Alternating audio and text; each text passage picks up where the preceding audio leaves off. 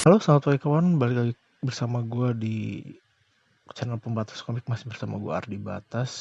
Hari ini kita ke Batas Podcast volume ketiga. Banyak materi yang bakal gue bahas hari ini, tapi sebelum itu gue pengen ngobrolin hal lain dulu sebentar. Kemarin gue baca berita di puncak itu macet sampai 11 jam kan.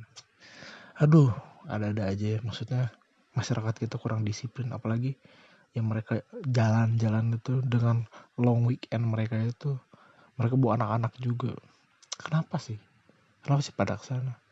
Kan udah tahu puncak nggak lagi keadaan kayak gini juga, udah buka tutup, udah pasti macet.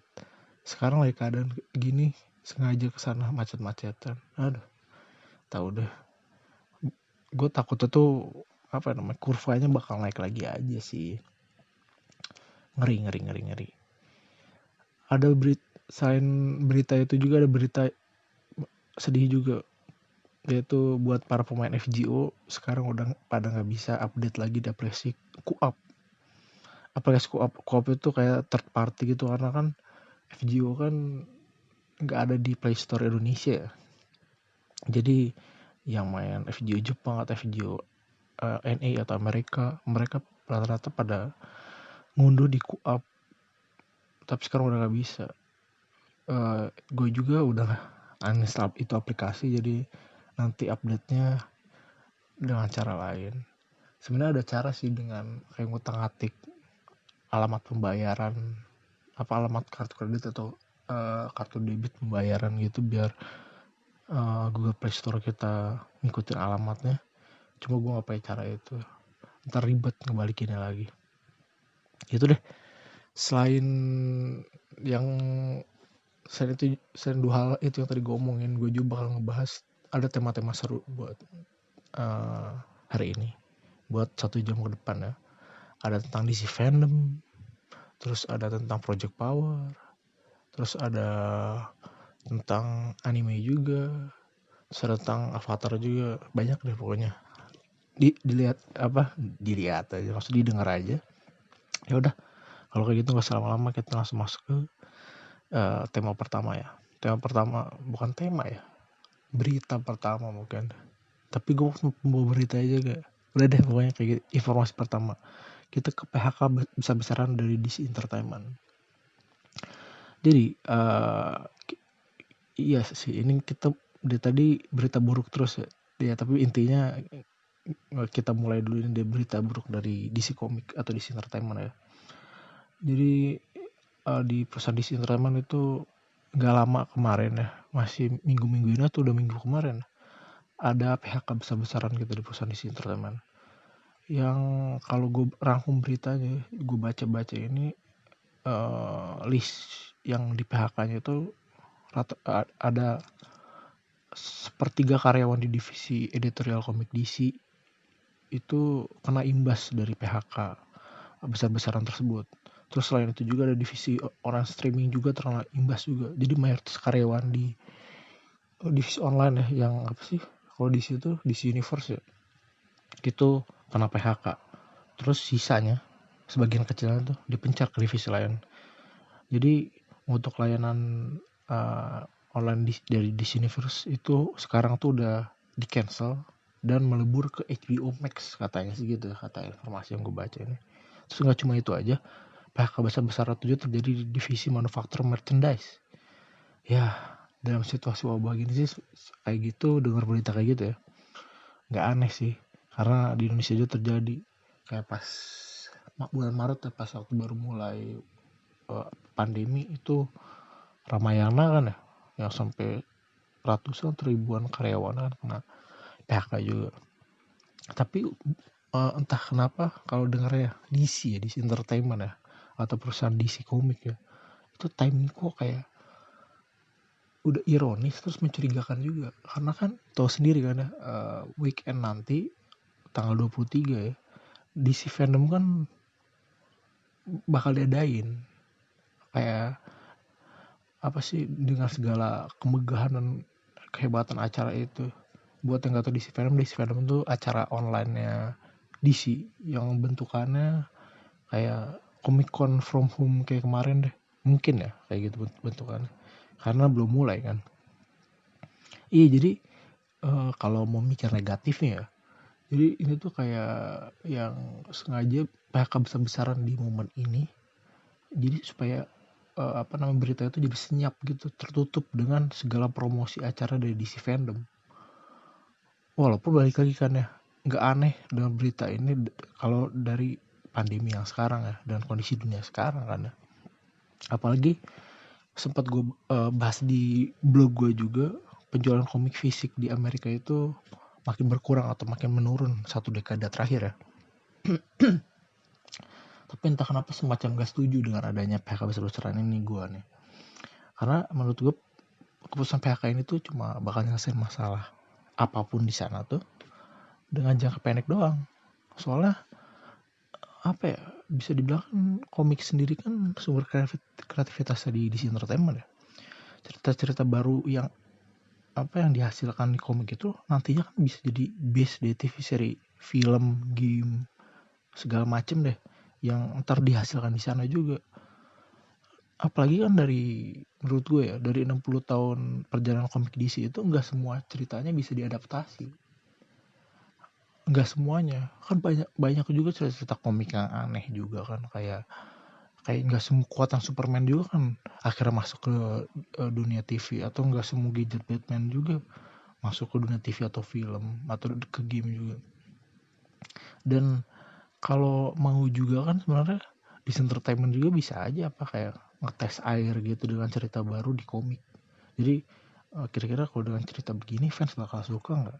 Kan bisa kayak gitu sebenarnya. Yang kalau mereka suka kan bisa langsung diterjemahin di adaptasi lain kan, maksudnya mau di game, kayak mau di TV, mau di film. Kalau kita lihat dari beberapa tahun terakhir ya, kan udah banyak gitu cerita bagus yang udah kepake di media tersebut. Jadi kalau misalkan pakai cerita yang sama lain, cerita yang sama ya dari komik ya, takut malah bikin fans jenuh dengan cerita yang sama kalau ada adaptasi lagi. Makanya di situ menurut gue butuhnya komik buat bikin cerita-cerita baru lagi, buat bikin keseruan lagi. Makanya kalau apalagi kan kayak anggap kayak BVS kemarin tuh, itu dari 5 cerita besar atau berapa cerita besar tuh dijejelin jadi satu film. Lihat, untuk satu film aja butuh dijejelin banyak cerita besar. Terus kalau misalnya dibikin lagi versi adaptasi dari salah satu dari cerita itu, fans bisa mikir, aduh kok cerita ini lagi, takutnya malah kayak gitu. Walaupun nggak tahu juga ya, bisa aja biasa aja, tapi tetap aja gitu. Maksudnya sekarang kayak DC kan lagi kayak mau nancep gas lagi lah ya, mau balik lagi dengan adaptasinya. Tapi kalau misalkan kehabisan cerita gitu, atau ceritanya gak ngepas, namanya kata gue bisa dites-tes gitu kan di komik sebenarnya, cerita baru itu. Jadi biar fans, oh ini yang dari komik kemarin nih, gitu kan ya, bisa kayak gitu. Terus ya, ini ada bukan berita maksudnya, iya ada berita lanjutan dari yang di atas itu. Dari pihak DC sendiri bilang kalau imbas dari PHK ini butuh waktu recover sekitar 2-3 bulan. Dengan salah satu yang kerasanya tuh pengurangan cerita dari Black Label. Black Label itu kalau buat yang nggak tahu, itu salah satu label komik DC yang menjual cerita itu permisalan kayak what if gitu kalau di itu Marvel ya, dengan rating R atau dewasa. Jadi biasa ada darah, ada telanjang atau kayak gitu, pokoknya dewasa lah masuknya. Terus slot dari label itu ntar bakal digantiin, bukan digantiin secara keseluruhan ya. Mungkin masih ada ya, gue ini bacanya di skim itu, dibaca cepet-cepetin. Jadi maaf nih kalau nggak terlalu tepat gitu ya. Tepat sih ini soalnya di depan mata gue. Itu bakal digantiin sama komik Milestone, sama label juga dari DC yang kalau kita lihat label-labelnya itu fokus dengan cerita pahlawan dari berbagai ras di dunia komik DC.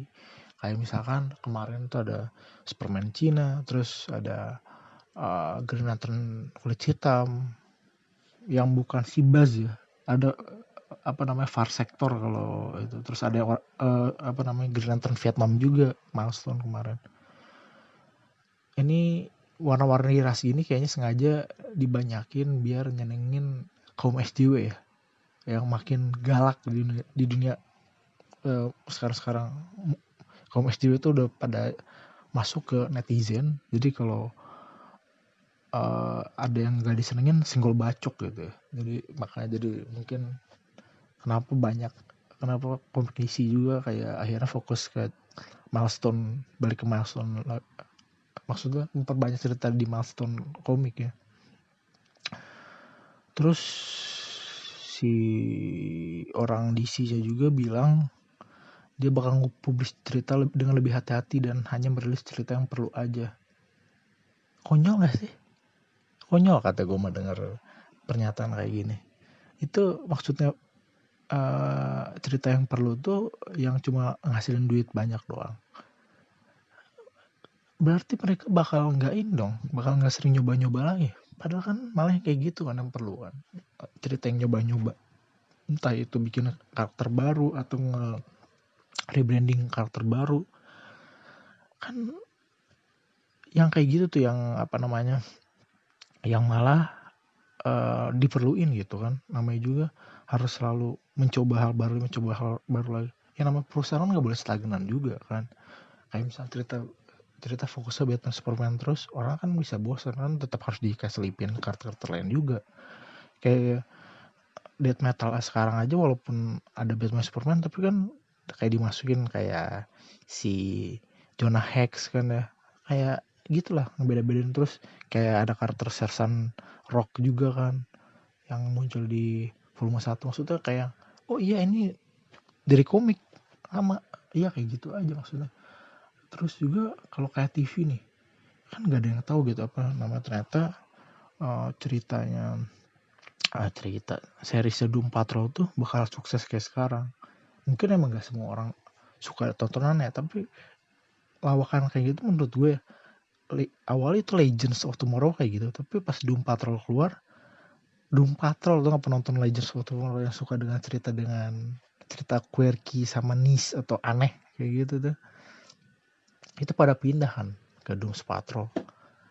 Akhirnya disukai fans kan cerita Doom Patrol. Kan kayak gitu percobaan gitu, gak ada yang tahu juga. Terus Harley Quinn juga versi kartunnya, gak ada yang nebak ternyata Harley Quinn kartunnya sebagus itu, walaupun fokusnya sama si karakter penjahat itu Harley Quinn. Terus komiknya juga kan dari zaman New 52 itu keluar mulai kayak fokus cerita Harley Quinn.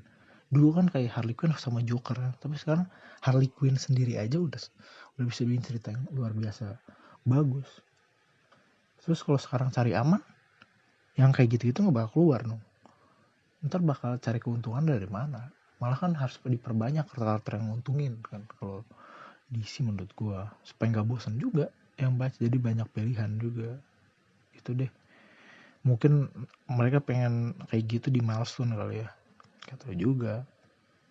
Terus ini sebenarnya dari yang kurva penjualannya komik DC atau statistik atau segala macam itu yang gue baca, yang sempet gue share di blog gue juga, penurunan penjualan komik DC itu sebenarnya tuh walaupun dia turun penjualan komik DC itu masih di atas penjualan komik Marvel sama label komik lainnya kayak Valiant Marvel, ya itu dua lah kalau dibilang komik besar. Terus Boom atau apalah itu pokoknya. Nah, walaupun label-label lain emang pernah juga melakukan perampingan ini 2-3 tahun terakhir ya, cuma gak sama sebesar ini, gak sama sepertiga editorial disuruh keluar gitu. Terus rata-rata abis berita mereka keluar dia mereka kayak dapat job lagi di label lain kayak, atau mereka pokoknya intinya langsung dapat lah. Makanya emang ngejutin ini beritanya. Balik lagi gue tuh takut pihak di situ emang sengaja timingnya sekarang. Apalagi ya di Amerika, di Indonesia sih gue nggak tahu. Banyak perusahaan melakukan PHK tuh supaya di masa ini supaya nggak ada kayak balasan negatif dari masyarakat dengan melakukan PHK besar-besaran. Jadi orang langsung ngerasa ngewajarin. Nah gue takutnya DC kayak gini. Tapi ya itu semua tuh cuma kayak perandaian negatif gue doang ya. Gue bukan pebisnis besar, gue emang pernah ngebisnis tapi nggak sebesar DC Entertainment. Jadi gue nggak tahu keadaan dalam perusahaannya kayak gimana. Jadi gue nggak bisa nilai. Emang kalau di luar tuh kalau lagi bisnis ya kelihatannya bagus-bagus aja, tapi kalau di dalam kadang emang suka ada aja berantakan kalau yang bisnis gitu. Terus gue juga bukan CEO-nya DC juga, jadi gue nggak tahu keadaan di dalamnya kayak gimana. Mungkin emang perlu namanya di PHK sebesar ini karena lagi rugi besar mungkin perusahaan karena. Jadi ya udah, emang timingnya bisa aja kebetulan, nggak tahu juga. Terus ya gitu deh. Terus kita lanjut ke dari berita sedih tadi, kita lanjut ke berita yang agak menyenangkan biar ini gak melo batas podcast kali ini. Terus gue ngikutin strateginya DC abis berita sedih kayak PHK besar-besaran gitu. Kita langsung lanjut ke berita DC fandom. Ya, jadi seperti yang gue jelasin sebelumnya, DC fandom itu acara buatan DC Entertainment, DC Comic yang bentukannya macam Comic Con tapi bentukannya online. Jadi acara online live gitu yang berlangsung selama 24 jam di tanggal 23 waktu Indonesia Barat ya. Karena kalau di Amerika sendiri kan tanggal 22, di posternya tanggal 22, di trailernya tanggal 22, tapi kalau di waktu Indonesia itu tanggal 23.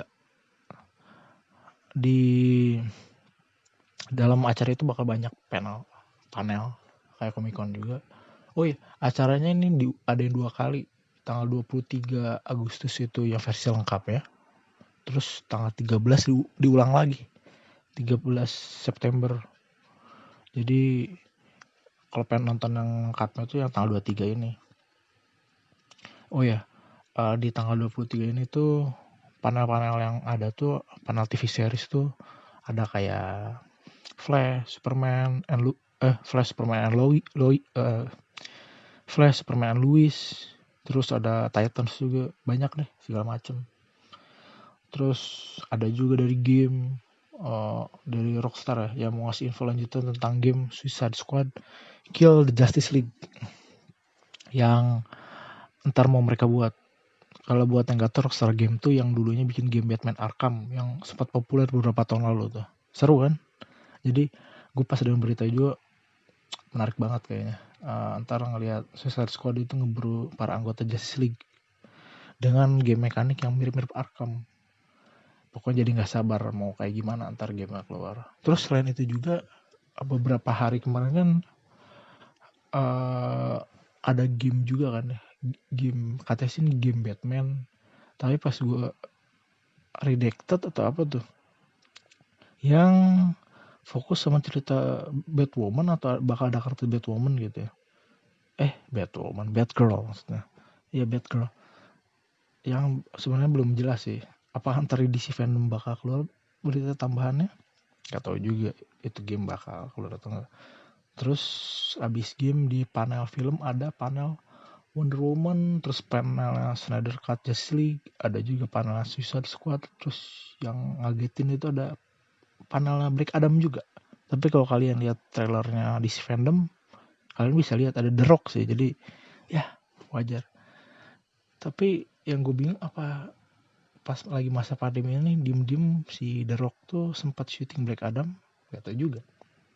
Terus selain Black Adam tentu aja musuhnya Black Adam juga bakal ada di panel film, yaitu Shazam juga ada panelnya nanti, panel sendirinya. Terus selain itu juga, selain film-film adaptasi ada juga panel film animasi juga, Superman Man of Tomorrow yang bakal mulai era baru di dunia film animasi DC. Terus yang sempat jadi perbincangan juga di tahun ini panelnya si Batman buatan si Matt Reeves ya, itu bakal muncul juga di DC fandom. Jadwalnya dulu sempat gue share di Twitter juga. Kebanyakan kalau gue lihat ya, jadwalnya itu dimulai dari tengah malam, dari jam 12 malam Uh,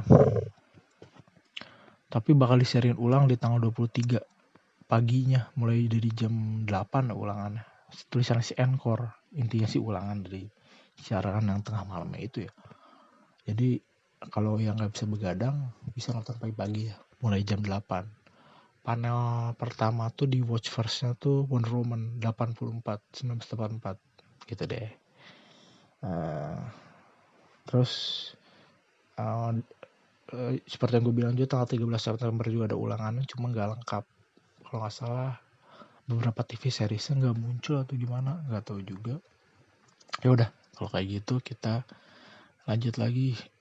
Ini gue baru denger nih, kayaknya 2 hari yang lalu, 3 hari yang lalu, kalau si Jensen Ackles itu masuk cast The Boys season 3. Padahal ya The Boys season 2 aja belum mulai, masih September nanti kan. Ini udah diumumin aja apa cast baru yang bakal masuk di season 3 nya. Buat yang kata Jason Ackles ya, Jason Ackles, gimana cara ngomongnya ya, pokoknya si Jensen ini nih, itu sebelumnya tuh main di serial Supernatural, pernah tayang juga dulu di Trans 7 atau TV 7 ya, lupa, sebagai sang kakak Dean Winchester, sebagai sang pemburu hantu itu tuh. Kalau di serial Supernatural dia masuk jadi pemain season 3 nanti di serial The Boys. The Boys itu serial di mana superhero di sana pada nggak benar kerjanya. Terus ada tim warga sipil yang pengen ngebunuh para superhero tersebut. Yang di season 1 ya baru seorang atau 2 orang yang udah mati superhero-nya. Ya gitu deh, sedikit. Di season 2 belum mulai, season 3 juga ini udah diumumin aja. Nah, ntar si Jensen Ackles tuh si Jensen ini bakal mainin peran sebagai Soldier Boys. Soldier Boys itu apa? Itu parodi dari karakter Marvel Captain America ya. Nah, yang menarik ini, ada trivia menarik ini. Ini tuh sebenarnya bukan seri superhero pertama si Jensen ya. Jadi dia pernah ngisi suara sebagai Jason Todd di film animasi Under the Red Hood. Terus dia juga pernah ikut castingnya Clark Kent di Smallville juga pas masa-masa Supernatural. Sebelum Supernatural, sama dia juga pernah hampir dipilih jadi pemain Captain America di film Marvel, walaupun ujung-ujungnya yang kepilih di film Captain America itu si Chris Evans kan ya.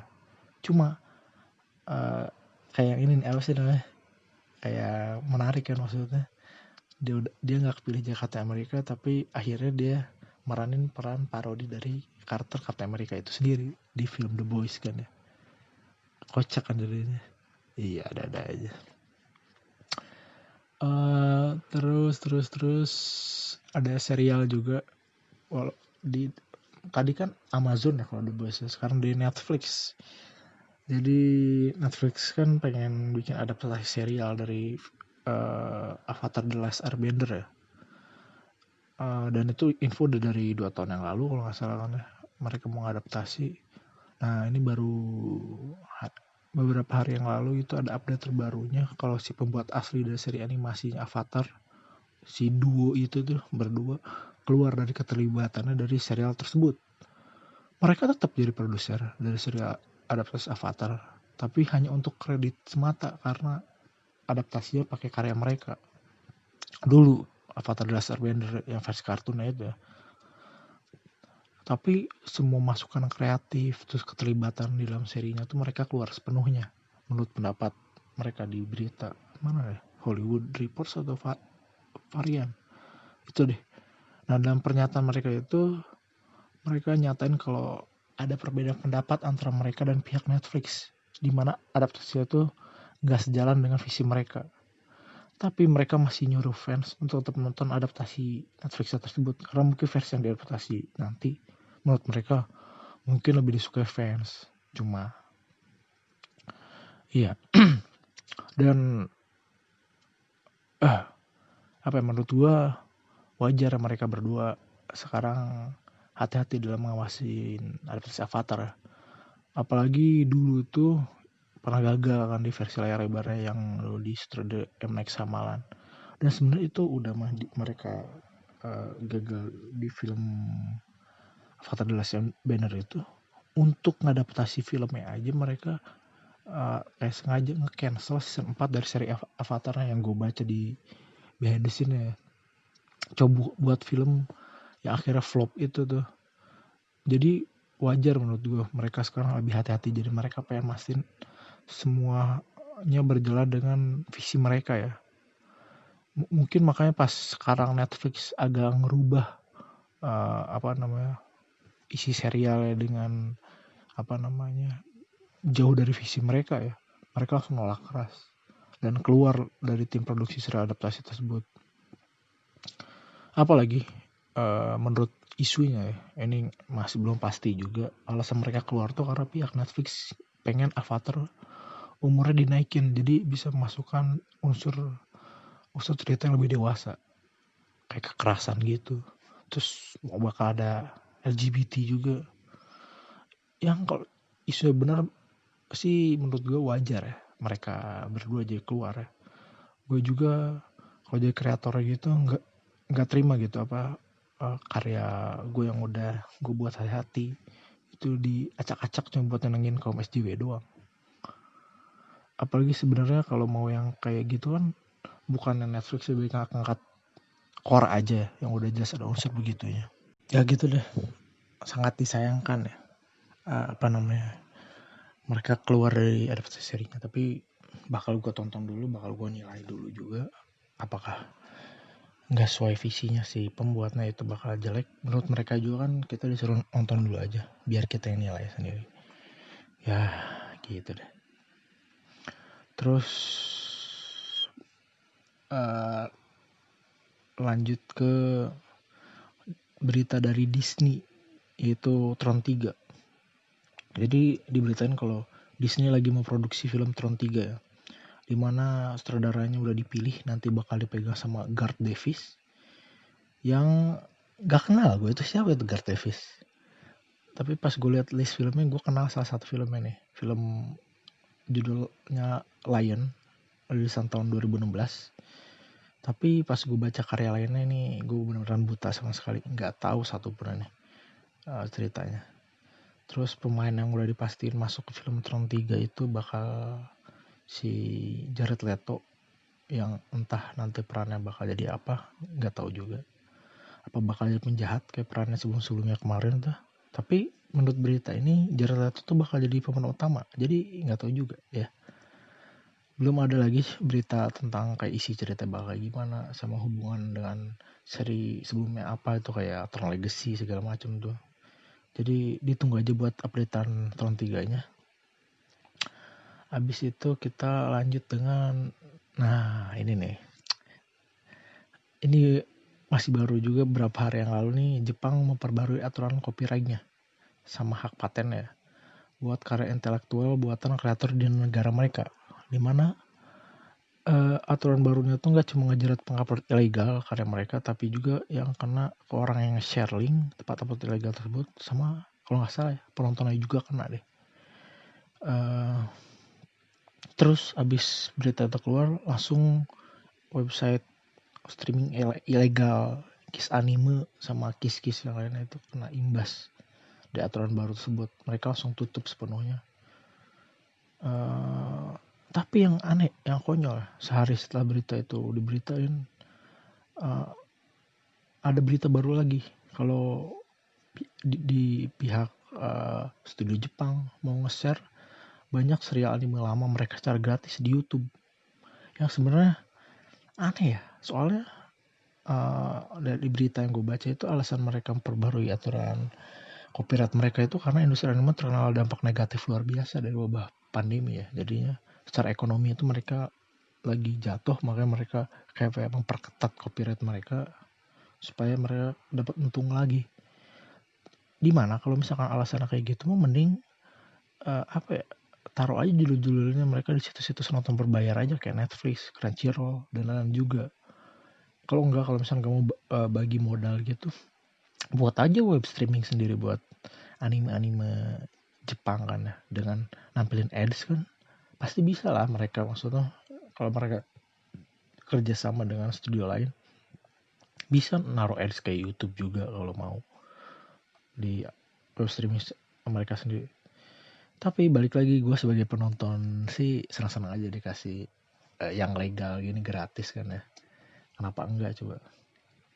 Soalnya gue ingat pertama kali anime yang kayak gini nih, yang ngasih nonton gratis itu Gundam, yang serinya di channel Gundam Info mereka tuh. Gue inget pas zaman Iron Blooded Orphan itu gue nunggu tayangnya tiap minggu di channel mereka. Karena udah mas seru kan ya. Terus gak berasa dosa juga soalnya nontonnya legal. Gak ngebajak, gak kenapa-napa. Terus kalau sekarang juga udah mulai banyak juga yang mereka upload di YouTube sih, kayak channel kayak Muse Asia. Itu nge-share juga nih mana nih baru di channel mereka walaupun gak semuanya. Kayak God of High School segala macem ditayangin di Muse Asia, tapi kayak SAO kayak gitu nggak ada di channel mereka.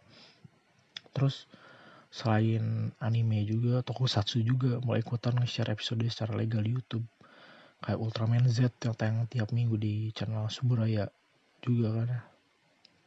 Terus kalau Toei ngupload tapi mereka masih gitu deh, nggak ngupload pakai subtitle gitu.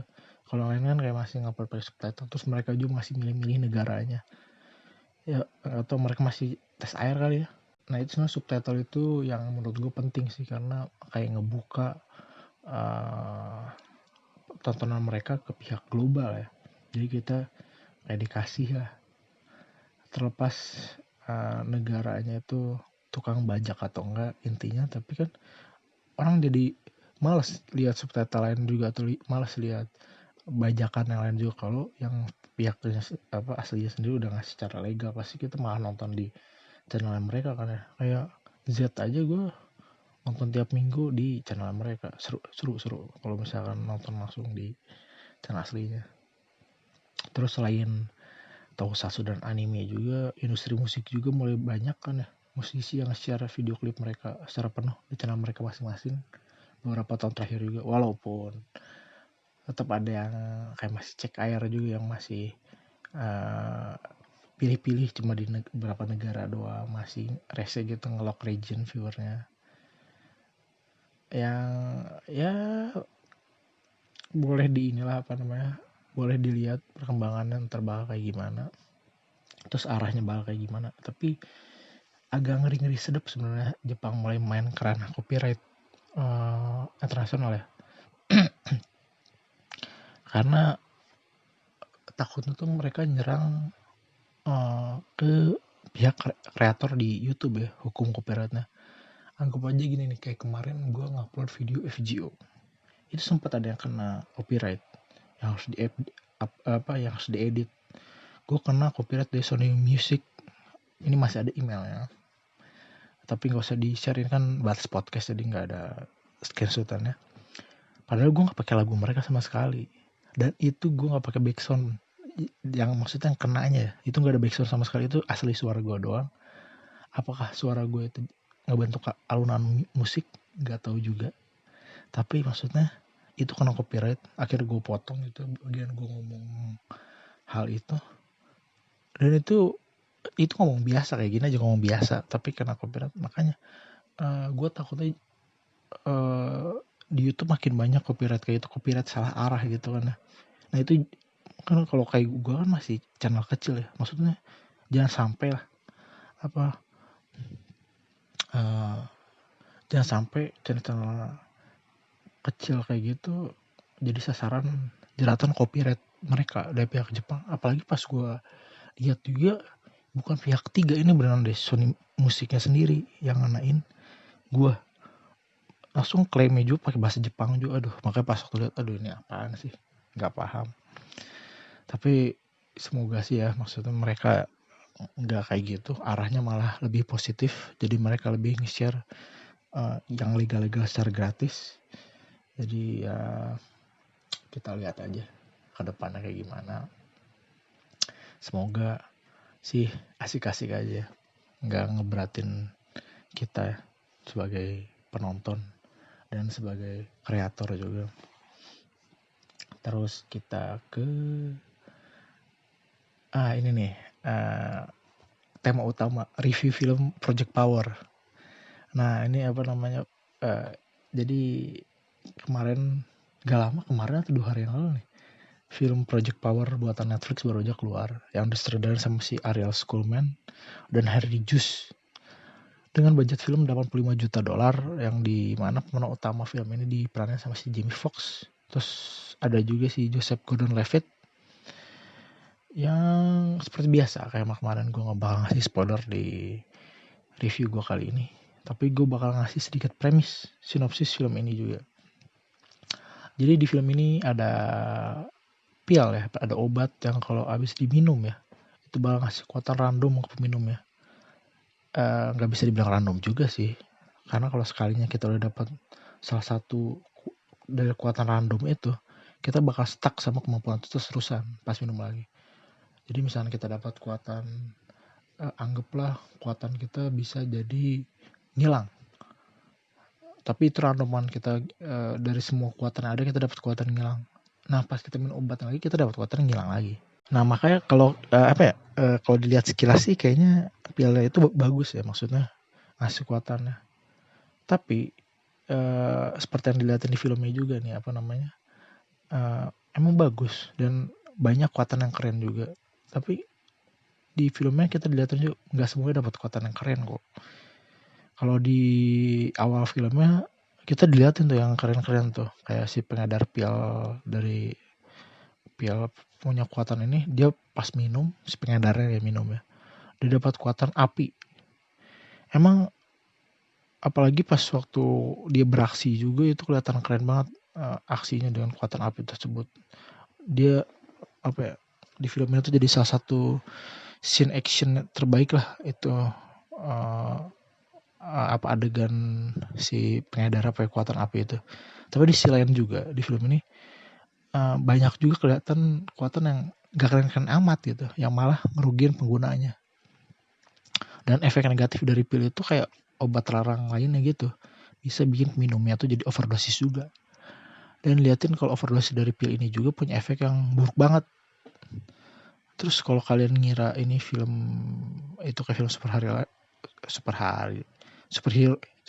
film superhero biasa, kalian salah. Ini tuh cuma film orang-orang yang punya kekuatan super doang. Yang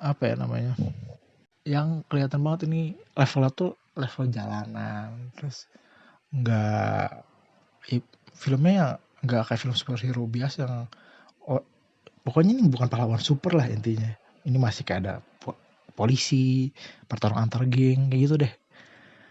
Terus kalau kalian nonton film diliatin baik-baik, ini film tuh kelihatan banget budgetnya yang 85 juta itu habis buat nyewa pemainnya doang, sama bikin efek actionnya ledakan keren doang deh. Nggak jelek sih, tapi biasa aja gitu sih Project Power ini. Yang kita lihat case-nya tuh ya nama-nama besarnya itu selain si Jamie Foxx sama si Joseph Gordon-Levitt, ada juga nama lain yang cukup terkenal di Amerika ya, kayak Machine Gun Kelly itu. Terus ada juga YouTuber, gue gak tahu tuh namanya siapa tuh, di Amerika, orang Amerika, yang talenta mereka tuh sayang banget kayak gak maksimal di film ini. Acting mereka bagus kok, kayak si Jamie Foxx sama Joseph Gordon-Levitt itu di film ini. Tapi sayangnya kayak skripnya tuh ada yang aneh. Jadi kadang pemeran mereka kelihatan pelin-pelan gitu dan pilihan mereka. Terus ada juga yang kayak setiba-tiba gitu mereka kayak tahu hal yang cuma penonton yang tahu, soalnya mereka gak ada di sana ya. Makanya jadi kayak aneh, ini mereka nonton filmnya juga, kok mereka jadi tahu informasi yang cuma kita tahu doang sih. Jadi aneh gitu deh. Gue juga tahu sih maksudnya, Netflix itu kalau bikin film itu emang suka rada-rada. Tapi kan kemarin-kemarin kan dia ngeluarin film-film bagus juga kok. Kayak Extraction, terus ada Old Guard juga. Itu gue mikirnya, nah ini Project Power tuh bakal kualitasnya minimal kayak mereka. Ini mau malah kayak film Death Note. Enggak deh, Death Note mah agak parah ya. Kayak film Will Smith waktu itu deh. Walaupun ini gara-gara actionnya kalau main bagus, ini di atas mereka dikit lah dari film yang Will Smith dengan fairy tale polisinya itu dah.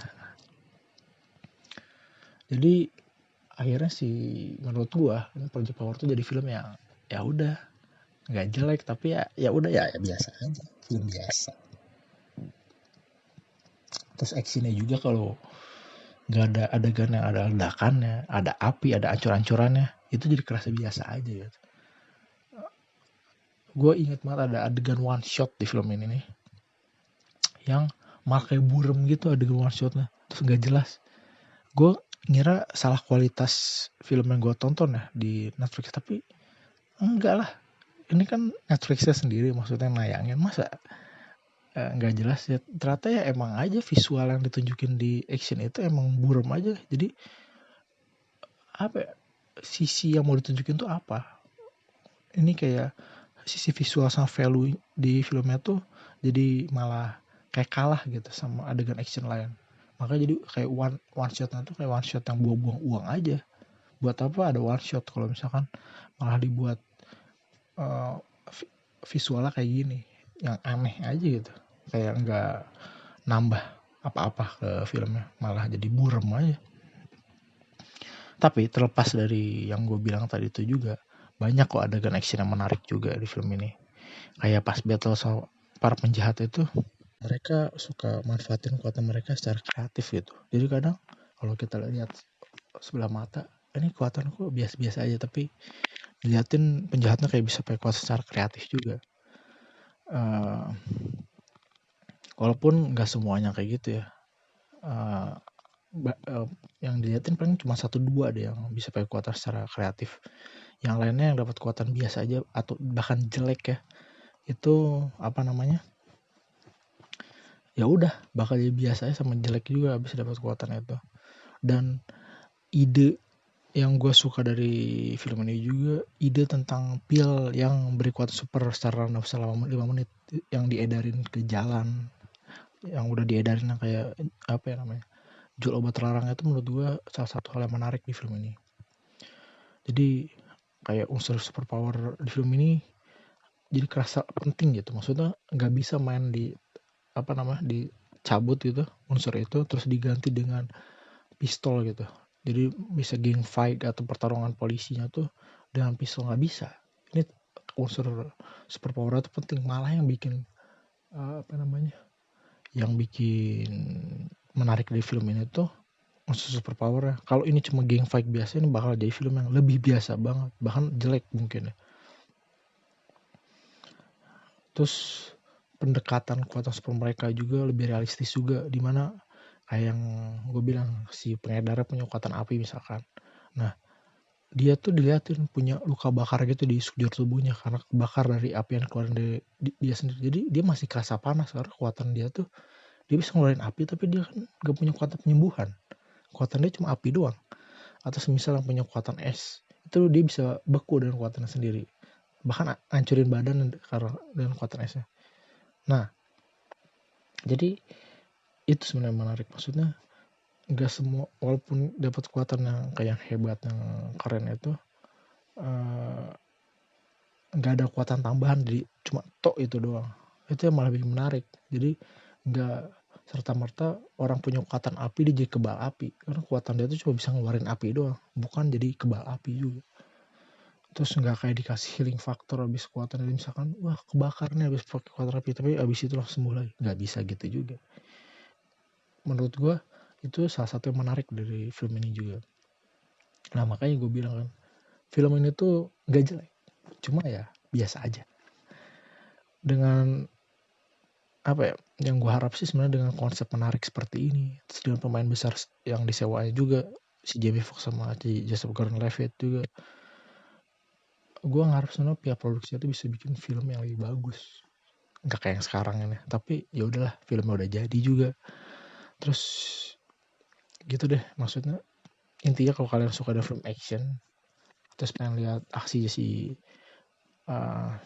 mereka itu, Jamie Foxx sama si Joseph Gordon-Levitt, silahkan nonton film ini di Netflix ya.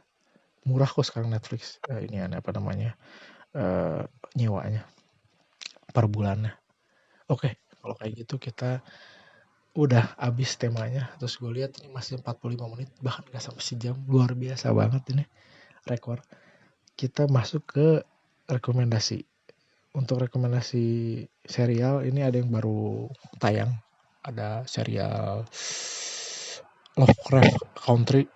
Ini gue menarik karena ini walaupun di dunia seri ini ada novelnya Lovecraft, tapi ada unsur cerita Lovecraft juga di serial itu. Buat yang nggak tahu, Lovecraft itu tuh penulis cerita horor di Amerika yang fokus sama outer god, pokoknya dewa-dewa aneh.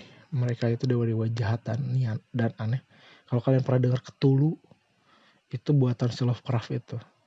Nah, ada unsur-unsur gitu di serial ini. Jadi serialnya agak horor, tapi agak aneh juga. Pokoknya ada unsur aneh, horor, ada unsur misterinya juga. Di episode 1 ini udah tayang kemarin atau 2 hari yang lalu. Gue juga sempat udah nonton si episode 1-nya. Pembukaannya juga udah aneh, jadi menurut gue oke lah. Terus kalau yang udah tamat, maksudnya udah habis gitu seasonnya, ada Dark. Kalau kalian mau nonton, season 1 sama 2-nya bagus banget. Season 3-nya agak turun, tapi tetap bagus, ditonton aja. Terus ada juga ini di Netflix baru keluar. Sebenarnya udah pernah tayang di bioskop Indonesia, cuma baru keluar di Netflix kemarin atau 2 hari yang lalu. Semesta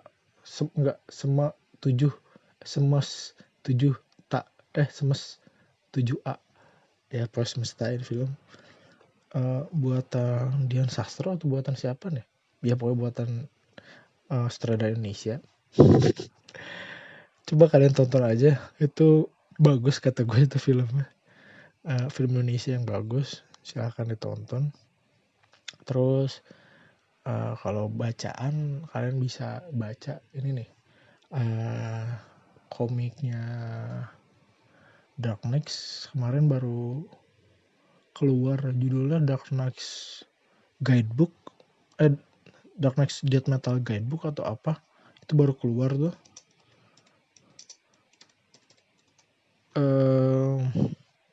Itu menarik isinya, iya, yang guidebook itu tuh premisnya biar gue nggak spoiler.